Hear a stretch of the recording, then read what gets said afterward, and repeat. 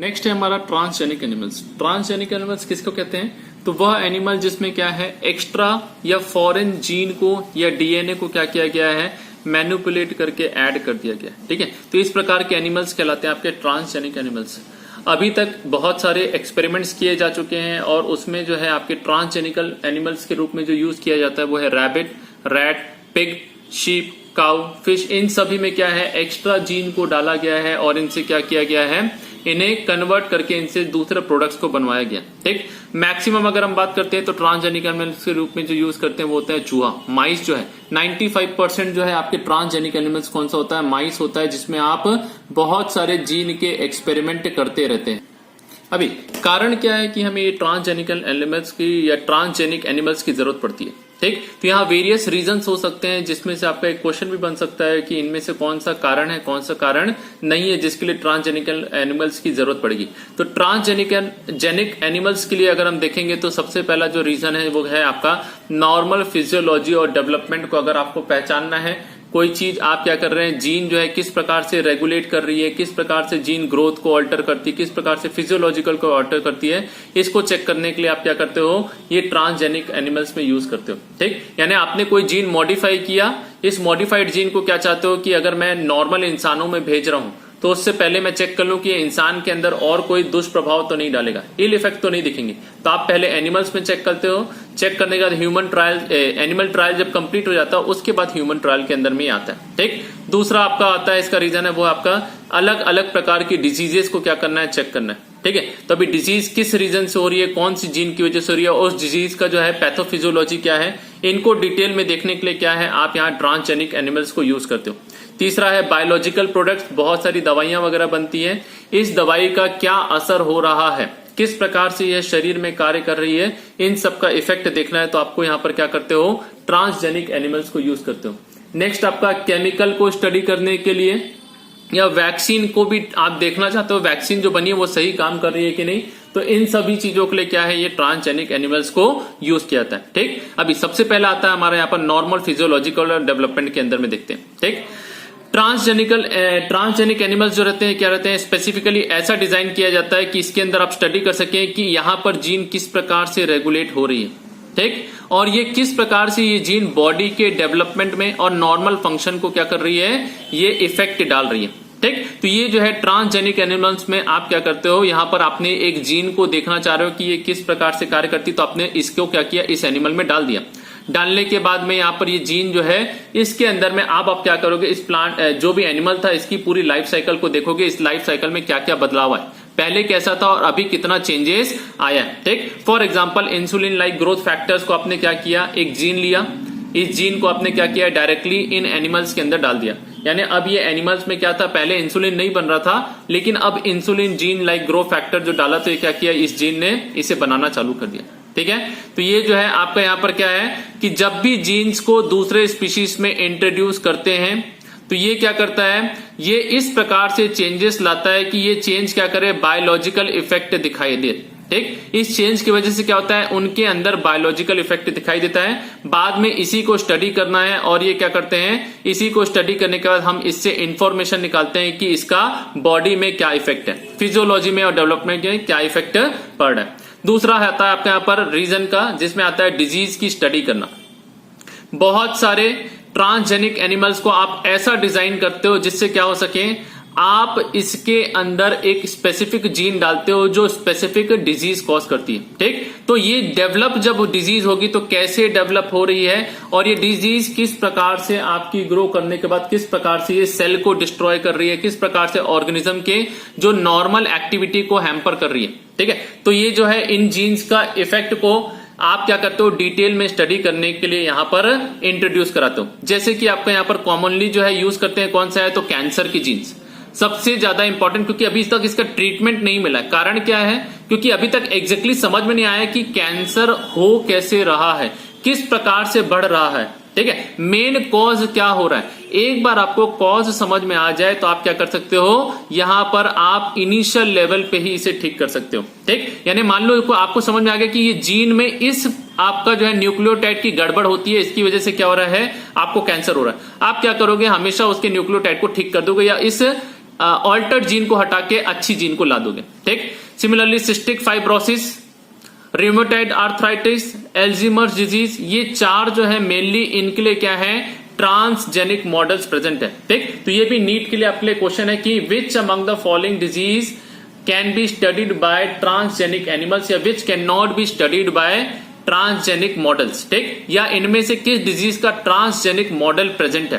तो अभी 4 के लिए तो प्रेजेंट है, आप याद रखिए, cancer, cystic fibrosis, rheumatoid arthritis और एल्जीमर्स डिजीज। एल्जीमर्स जिसमें क्या होता है, आपका यहाँ पर याददाश्त खो जाती है, समय के साथ आदमी क्या होता है, सब चीजें भूलने लगता है। रूमेटाइड आर्थराइटिस, गठिया जोड़ बोला जाता है जिसे, गांठ की बीमारी जिसमें हाथ पैर में क्या होता है, दर्द होने लगता है। ठीक, सिस्टिक फाइब्रोसिस, सिस्टिक फाइब्रोसिस जहां पर फाइब्रोस्ट होने लगता है, फीमेल्स में ये होता है। ठीक है, चलिए नेक्स्ट आता है आपके यहाँ पर बायोलॉजिकल प्रोडक्ट की बात करते हैं। तो बायोलॉजिकल प्रोडक्ट है कुछ ह्यूमन डिजीजेस जिसके लिए मेडिसिन चाहिए है आपको यहाँ पर ट्रीट करने के लिए। ठीक, अभी ये जो मेडिसिन है ये किससे बनती है, तो ये मेडिसिन बनती है बैक्टीरिया वगैरह से। इनके अंदर में क्या किया आपने, जीन इंट्रोड्यूस किया।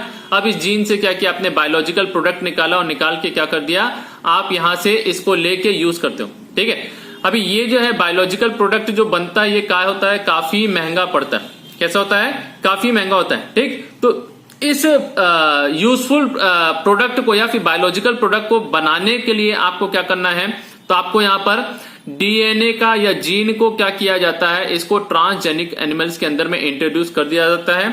और ये ट्रांसजेनिक एनिमल्स क्या करता है, इस प्रोडक्ट को क्या करने लगता है, चूंकि यहां पर जीन है तो जीन से एमआरएनए और आरएनए से क्या बनेगा आपका, यहां पर ये स्पेसिफिक प्रोटीन या प्रोडक्ट बनके तैयार हो जाएगा। तो इसके लिए भी क्या कर रहे हो आप, ट्रांसजेनिक एनिमल्स यूज कर रहे हो। ठीक, तो अभी ये जो जीन आपने इंट्रोड्यूस किया इस एनिमल के अंदर में, ये क्या करेगा, ये पर्टिकुलर प्रोडक्ट बनाएगा। प्रोडक्ट जैसे कि आपका एक एग्जांपल यहां पर दिया हुआ है, वो है ह्यूमन इंसुलिन या ह्यूमन प्रोटीन। कौन सा, human protein, that is alpha 1 antitrypsin का फॉर्मेशन जो है ये ट्रांसजेनिक एनिमल्स की मदद से लिया जाता है। ठीक है, और ये अल्फा 1 एंटीट्रिप्सिन जो है किसके लिए यूज करते हैं, एम्फाइसीमा, लंग्स की डिजीज होती है जिसमें लंग्स में सांस लेते वगैरह नहीं बनता है, ब्लॉकेज होता रहता है, तो उसको ट्रीट करने के लिए क्या करते हो आप, यहां पर अल्फा 1 एंटीट्रिप्सिन ह्यूमन प्रोटीन जो है ये बनता है ट्रांसजेनिक। इसको क्या करोगे, इस एनिमल से लोगे और ह्यूमन के अंदर में से क्या किया जाता है, डाल दिया जाता है। ठीक है, तो ये ट्रांसजेनिक एनिमल्स यहां पर हेल्प कर रहे हैं। सिमिलरली ये आपका एम्फाइसीमा को ट्रीट करने के लिए ट्रांसजेनिक एनिमल्स यूज कर रहे हैं। एक होता है फिनाइल कीटोन्यूरिया और एक होता है सिस्टिक फाइब्रोसिस। इसके लिए भी क्या है, ये आपका जेनेटिकल ट्रायल हो चुका है, यानी कि ट्रांसजेनिक एनिमल्स के अंदर में जीन को डाल के इनको ठीक करने की कोशिश की गई है। अभी ये 2 डिजीज के बारे में अगर देखेंगे तो फिनाइल कीटोन्यूरिया कैसा है, तो ये ऑटोजोमल रिसेसिव डिसऑर्डर होता है। ठीक, यहां पर दोनों एलील के अंदर में, ठीक, जीन कैसे पाए जाते हैं, आपके 2 क्रोमोसोम आपके पेयर में मिलते हैं, 23 पेयर मिलते हैं। अभी जोड़ी में है तो यहां पर क्या होता है, ये होमोलोगस क्रोमोसोम आपस में आमने सामने रहते हैं और ये क्या बनाते हैं, एलील बनाते हैं। अब इसी एलील में दोनों जीन में क्या होता है आपका, यहां पर ये जो है डिजीज हो जाती है। ऑटोजोमल रिसेसिव है तो ऑटोजोम्स के अंदर होगा, सेक्स क्रोमोसोम के अंदर नहीं होगा। ठीक है, अभी इसमें क्या होता है, तो फिनाइल एलेनिन हाइड्रोक्सिलेज, क्या चीज, फिनाइल एलेनिन हाइड्रोक्सिलेज एंजाइम जो है ये क्या होता है, नहीं बन पाता है। यानी फिनाइल एलेनिन से टायरोसिन बनाने के लिए पीएएच की जरूरत पड़ती है। अब म्यूटेशन हो गया इस जीन में तो पीएएच नहीं बनेगा, पीएएच नहीं बनेगा तो फिनाइल एलेनिन टायरोसिन में कन्वर्ट नहीं होगा। मतलब आपके अंदर में क्या हो जाएगा, धीरे धीरे फिनाइल एलेनिन की मात्रा बढ़ने लगी। फिनाइल एलेनिन बढ़ गया मतलब क्या हुआ, समय के साथ में ये आपका यूरिन के साथ निकलेगा और ये क्या बनाएगा, फिनाइल कीटोन्यूरिया बना देता है। ठीक, नेक्स्ट डिजीज है आपके यहां पर सिस्टिक फाइब्रोसिस। सिस्टिक फाइब्रोसिस जिसमें क्या है, तो सिस्टिक फाइब्रोसिस ये CFTR cystic fibrosis TR gene की वजह से होता है, म्यूटेशन होता है इसमें। ठीक है, ये भी ऑटोजोमल रिसेसिव जीन है। यहां पर ये जीन जो है ये क्या करता है, ये आपका गाइड कर रहा है या इंस्ट्रक्ट करता है एक चैनल बनाने को। ये चैनल जो है किसके लिए है, तो क्लोरीन को अंदर बाहर करने के लिए। प्रोटीन चैनल जो क्या करता है, क्लोरीन को अंदर और बाहर जाने में मदद करता है। इस जीन की कमी की वजह से क्या हो रहा है, क्लोरीन अंदर बाहर नहीं जा पा रहा है, जिसकी वजह से क्या होता है, यहां पर ये एरिया सिस्टिक कन्वर्ट होता है। बाद में धीरे धीरे इसमें क्या हो जाता है, फाइब्रोसिस या गठान पड़ जाती है। ठीक है, तो ये सिस्टिक फाइब्रोसिस क्या है, ये भी आपकी ऑटोजोमल डिजीज है। ठीक, ट्रांसजेनिक एनिमल्स की बात करते हैं तो सबसे पहला ट्रांसजेनिक एनिमल जो बनाया गया था वो कौन सा था, 1997 में एक काऊ बनी थी रोजी। इसके अंदर में यहां पर क्या था, तो ये इसके अंदर में आपने एक जीन डाली थी। ये जीन होने की वजह से यह गाय जो दूध देती थी इसमें ह्यूमन प्रोटीन मिलता था। ठीक, ह्यूमन प्रोटीन नॉर्मल गाय के दूध में नहीं होता, ये सिर्फ इस ट्रांसजेनिक गाय के अंदर में मिला। ठीक, ये ह्यूमन प्रोटीन 2.4 ग्राम पर लीटर के हिसाब से आपको मिलता था। ठीक, अभी ये ह्यूमन प्रोटीन कौन सा है, तो ये आपका है अल्फा लेक्ट एल्ब्यूमिन। कौन सा, अल्फा लेक्ट एल्ब्यूमिन नाम का प्रोटीन था। ये जो था किस लिए जरूरी था, तो ये बहुत ज्यादा न्यूट्रिशियस होता था, बच्चों की ग्रोथ के लिए बहुत जरूरी था। ठीक है, नेचुरली ये आपका एब्सेंट है। इसके अलावा और भी जो है आपके एनिमल्स मिलते हैं, जिसमें हो गया एक तो आपकी एंडी। ठीक, ये मंकी था आपका पहला ट्रांसजेनिक मंकी, कौन सा है, एंडी है। ठीक, शीप की बात करते हैं, ईयू जो है आपका सबसे पहले 1990 में ट्रेसी नाम का जो था, इसे क्या किया गया था, ट्रांसजेनिक शीप बनाई गई थी। ठीक है, बाकी जो है आपके यहां पर ये नाम थोड़े से आप लोग याद कर सकते हैं, इसके बारे में देख सकते हैं। एंडी जो था ये क्या था आपका, तो इसमें डीएनए जो है ये क्या था, फ्लोरेसेंट जेली फिश के अंदर में आपने मंकी के डीएनए को क्या किया था, इंट्रोड्यूस किया था। और ये जो थी ये क्या थी, ये अनफर्टिलाइज्ड एग जो था ये क्या कर रहा था, प्रोड्यूस कर रहा था रीसस मंकी के अंदर में। क्या चीज, रीसस मंकी के अंदर में आपका इस प्रकार से अनफर्टिलाइज्ड एग को क्या करता था, प्रोड्यूस करता था। ठीक है, तो ये जो है थोड़े से एग्जांपल्स आपको याद रखना है, इसके बाद का हम नेक्स्ट क्लास में लेंगे।